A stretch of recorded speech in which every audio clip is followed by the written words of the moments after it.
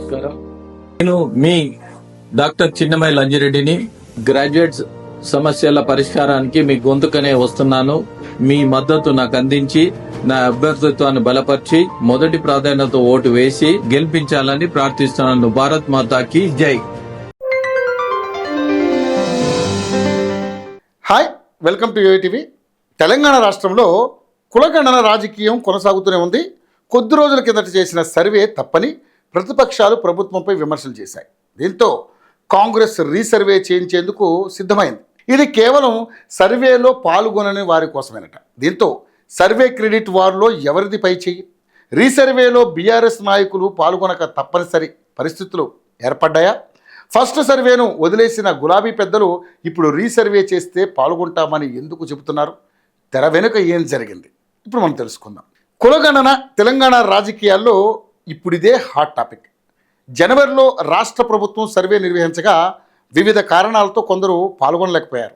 కుదరక కొందరైతే ఉద్దేశపూర్వకంగా వదిలేసిన వాళ్ళు మరికొందరున్నారు. అలా వివరాలు ఇవ్వని వారి కోసం మరోసారి సర్వే చేస్తామని ప్రభుత్వం ప్రకటించింది. ఈ విషయంలో కూడా రాజకీయాలు మొదలయ్యాయి.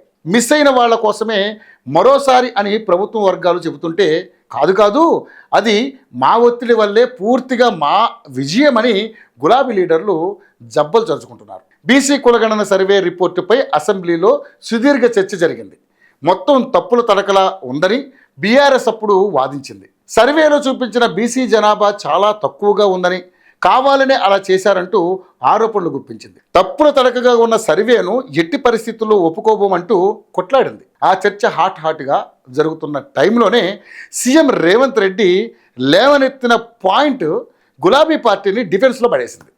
అయితే వాస్తవానికి కవిత తప్ప కేసీఆర్ కుటుంబ సభ్యులు ఎవరూ ఈ సర్వేలో పాల్గొనలేదు. ఇదే పాయింట్ని హైలైట్ చేసిన సీఎం అసలు సర్వేలో పాల్గొనని కేసీఆర్, కేటీఆర్, హరీష్ రావు లాంటి వాళ్లకు దాని మీద మాట్లాడే హక్కు ఉందా అంటూ నిలదీశారు. దీంతో నాలుగు ఖర్చుకున్న గులాబీ అధిష్టానం ఒక్కసారిగా అలర్ట్ అయిపోయి ఆ తర్వాత తెలంగాణ భవన్లో తమ పార్టీ బీసీ నేతలతో సమావేశం నిర్వహించింది. బీసీ కులగణన కోసం చేసిన సర్వేలో తమ పార్టీ ముఖ్య నేతలు పాల్గొనకుండా దాని గురించి మాట్లాడడం ఎంతవరకు కరెక్ట్ అన్న చర్చ జరిగిందట ఆ సందర్భంలో. ఇక కులగణన సర్వేలో ఎమ్మెల్సీ కవిత పాల్గొన్నా మిగతా ముఖ్య నాయకులంతా ఎందుకు దూరంగా ఉన్నారని ఇతర బీసీ సంఘాల నాయకులు ప్రశ్నిస్తుంటే తాము సమాధానం చెప్పలేకపోతున్నామని ఆ మీటింగ్లో బీఆర్ఎస్ బీసీ లీడర్లు వాదించారట. ప్రభుత్వాన్ని ప్రశ్నించాలంటే ముందు తమ నాయకులు కూడా సర్వేలో పాల్గొంటే బాగుంటుందన్న ఏకాభిప్రాయం ఆ మీటింగ్లో వ్యక్తమైనట్లుగా తెలిసింది. ఇక బీసీ సమావేశం ముగిసిన వెంటనే బయట జరిగిన మీడియా సమావేశంలో కేటీఆర్ కీలక ప్రకటన చేశారు. ప్రభుత్వం చేసిన కులగణన తప్పులు తడకగా ఉందని వెంటనే రీసర్వే చేయాలని డిమాండ్ చేశారు ఆయన.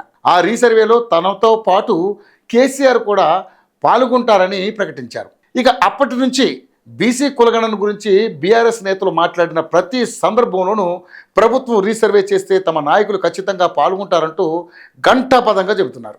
ఇప్పుడు ఈ విషయంలోనే క్రెడిట్ వార్ నడుస్తోంది. తప్పులు తడకగా ఉన్న సర్వేని ప్రశ్నించి రీసర్వే చేయించగలిగామని బీఆర్ఎస్ పెద్దలు అంటుంటే అంత సీన్ లేదు.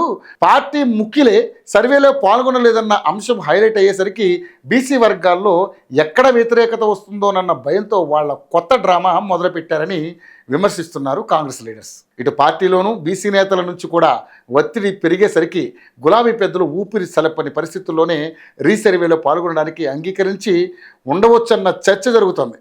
మొత్తం మీద రీసర్వే వ్యవహారం మాత్రం తెలంగాణ పాలిటిక్స్లో సెగలు పుట్టిస్తుంది.